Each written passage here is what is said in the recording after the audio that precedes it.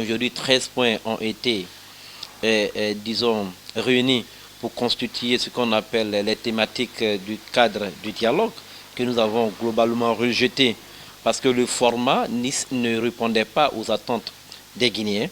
Donc je pense plutôt que les Guinéens doivent se féliciter.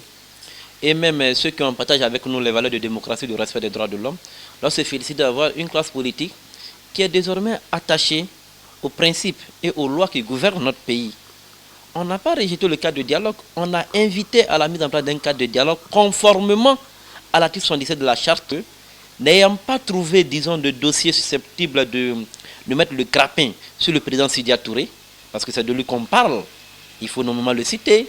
On estime qu'il faut jouer sur l'âge. Mais je pense que ceux qui ont eu cette idée, ceux qui ont cette illusion, c'est même pas une idée, ceux qui ont cette illusion se trompent non seulement d'époque, mais se trompent encore de cible.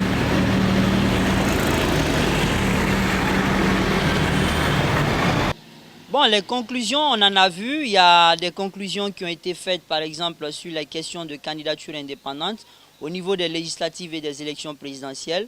Vous avez l'autre aspect qui est plus ou moins pertinent, c'est la question de l'âge dans notre pays, le plafonnement de l'âge à 75 ans. L'histoire a prouvé qu'il y a eu des présidents jeunes qui ont bien géré et aussi des présidents âgés qui ont mal géré. Donc la question de l'âge en principe ne devait pas se poser. C'est seulement la question judiciaire ou bien juridique qui devait déterminer qui doit être candidat ou qui ne doit pas être candidat. Donc la question de l'âge, pour nous, ça ne devrait pas poser de problème, d'autant plus que vous voyez des pays comme les États-Unis et la France qui sont à la fois gouvernés par des jeunes et par des vieux.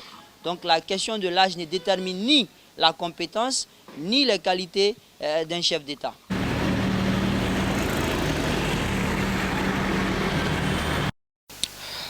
Disons que nous avons suivi ces cadres de dialogue dit entre guillemets inclusif, parce que moi je ne l'appelle pas inclusif, d'autant plus qu'il y a un nombre important de Guinéens qui n'ont pas participé à ce cadre de dialogue. Donc de ce point de vue-là, on ne peut pas le qualifier d'un cadre de dialogue inclusif. En ce que je connais, les constitutions limitent généralement l'âge minimal.